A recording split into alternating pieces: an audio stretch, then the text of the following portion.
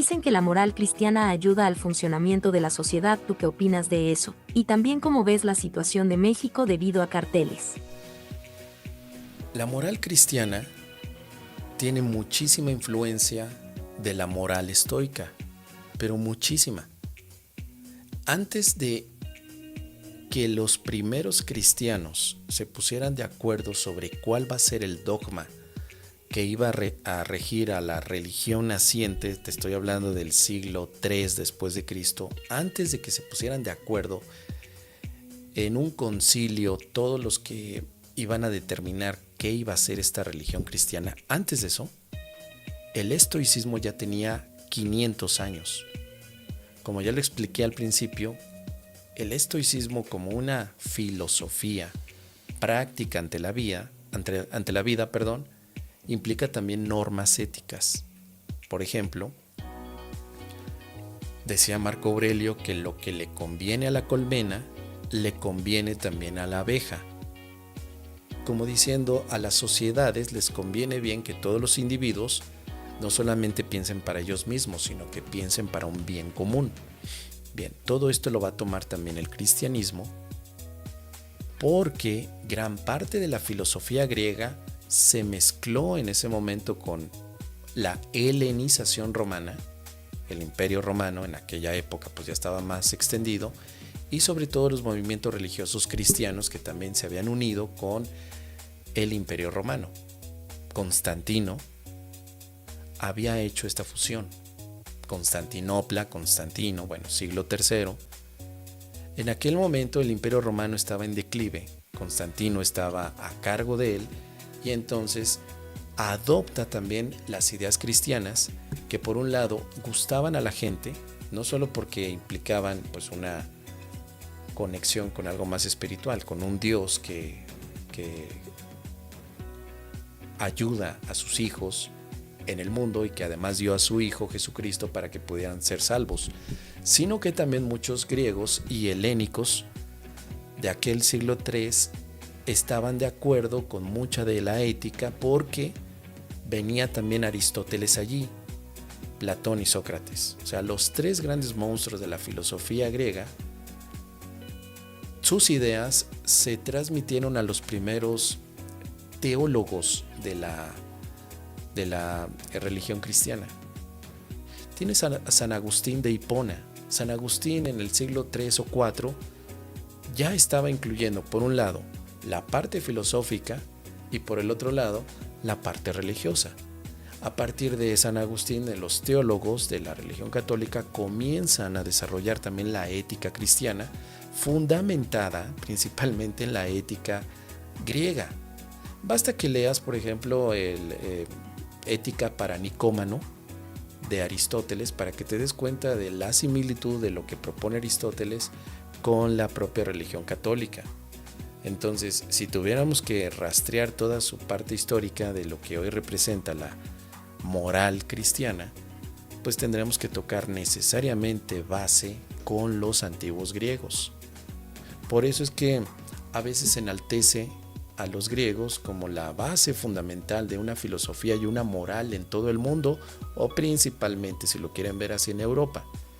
Hay por acá otro grupo mucho más local de personas que consideran que había una ética y moral chamánica con los toltecas, con los grupos de cada nación, los indígenas de cada sitio, por ejemplo de México, de Ecuador, de Chile, de Perú, ¿no?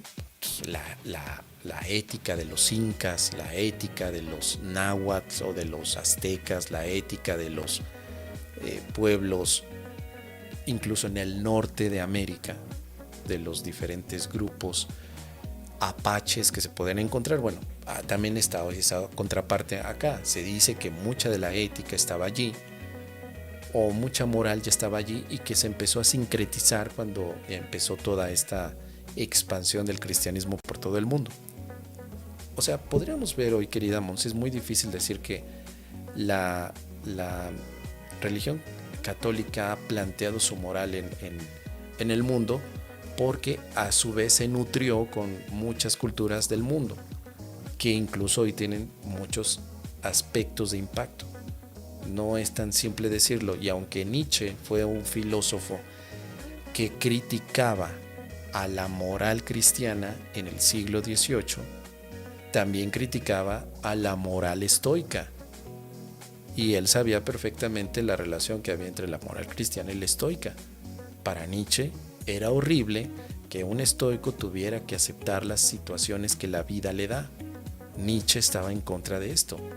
Solo que como en aquel momento la religión cristiana católica en la época de Nietzsche estaba muy en boga, pues básicamente él se dedicaba a criticarla y a escribir libros llenos de aforismos y de historias como el de Así habló Zaratustra, en el ámbito de la crítica de la moral cristiana, o la genealogía de la moral, otro libro de Nietzsche muy bueno, incluyendo al Más allá del bien o del mal. O sea, son críticas directamente a la moral cristiana, directamente.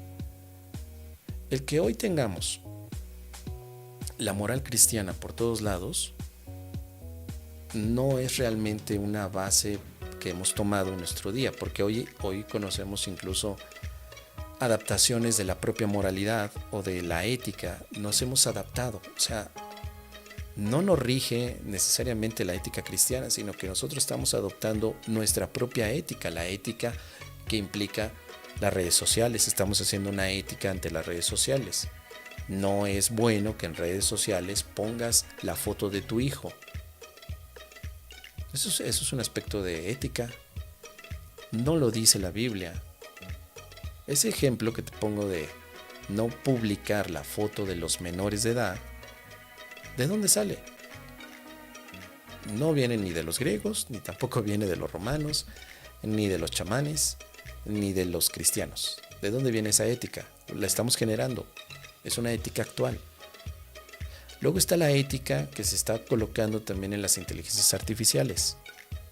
No es ético que en una inteligencia artificial programes respuestas que tengan que ver con la muerte o con el asesinato o con la generación de bombas. No es ético que hagas eso si tú eres un programador de inteligencia artificial, que hagas eso. Entonces, hoy el mundo no se nutre solamente de la ética cristiana, que a su vez está influenciada por las otras, sino que está generando sus propios elementos de ética. Hoy todo eso también le podemos llamar posmodernismo, o si quieres, Red Pillars. Los Red Pillars tienen su ética, querida Monse.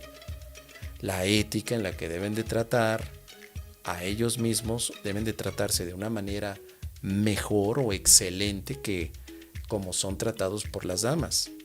Es su ética. Pero no quiere decir que yo la acepte o que tengamos que aceptar. O sea, lo que te digo es que los movimientos que se están dando hoy en nuestros días están planteando sus propias éticas o sus propias formas morales o incluso amorales para llegar a ciertos resultados. La situación de México debido a los carteles parece ser más complicada hoy, pero es un arrastre de un problema de muchísimas décadas. Esto se salió de control, pero no desde hoy. Esto ya lleva muchos años, solamente que hoy se visibiliza más porque tenemos a nuestra disposición las redes sociales o a los influencers como Luisito Comunica hablando de esto. Pero esto no es un tema nuevo. O sea, el tema lleva muchos años y lo único que se ha hecho es paliarlo, pero nunca se ha resuelto. No hay una solución hasta el momento, no por cosas éticas, sino porque hay una gran falta de organización en cuanto a colocar leyes y sobre todo que se elimine la corrupción, que es otro problema muy grande, para poder entonces dar los siguientes pasos. O sea, los carteles usan la corrupción muchísimo. Corrupción en todos los niveles, en compra de armas, en venta, en distribución, en eliminación de pruebas. O sea, hay un problema muy grande de corrupción en muchos países, no solamente en el nuestro. Y este es un tema que implica, te digo, no solamente el aspecto de la ética, de que está mal que te dejes sobornar por dinero y no pienses en la colmena, sino solamente en la abeja. Obviamente no es solamente ese aspecto. sino que requiere de muchísima participación, no solo por el gobierno, sino también por los propios ciudadanos. Pero es un problema viejo. Desde los años 80 este problema se ha dado. Después de que México tuvo el milagro económico en los años 70, cuando empieza a crecer la Ciudad de México, empieza a llegar muchísima inversión económica, se empiezan a colocar grandes empresas. Mucha gente del campo va a la Ciudad de México a trabajar porque era una mejor vida. ¿Sí? La industrialización en México, en la ciudad, empezó mucha gente a participar. Pero a partir de los años 80, los gobiernos en México no empiezan a gestionar bien todos los recursos. Empieza a haber mucha fuga, mucha robadera, si lo quieres ver así. Y esto propicia entonces que el auge de los estupefacientes, de las drogas, se ve como un mercado en el que cualquiera puede entrar. Hay que recordar que en los años 80 el tema de las drogas se abre como una situación muy complicada. Por una parte por Colombia, por México, por Estados Unidos. Estados Unidos sigue siendo el mayor consumidor y México y Colombia empiezan a tener, entre otros países, pero son los más relevantes, empiezan a tener entonces pues, un negocio nuevo que está fuera totalmente de la legalidad. Entonces, este tema también de los carteles no solamente es el hecho de que estén allí con crimen organizado y violencia, sino que también está atendiendo a una demanda que está muy en boga. Una demanda, una oferta y todo el aparato que se sostiene, mucho dinero de por medio, muchísimo dinero, que hace imposible que se puedan tomar acciones si el dinero es lo que las está permitiendo. Así que yo veo el tema muy amplio, muchas aristas, muchas cosas complejas. Cuando le das una patada al avispero, obviamente las abejas se enojan, pero hasta el momento lo único que yo tengo como reflexión es, y algunos otros lo piensan igual, es la educación. Seguirnos educando, seguir estudiando, seguir leyendo, seguir haciendo reflexiones, porque al final los próximos que lleguen a gobernar o los próximos que sean candidatos para participar en un cartel, pues tendrán que tomar una decisión sobre qué es lo que viene a México.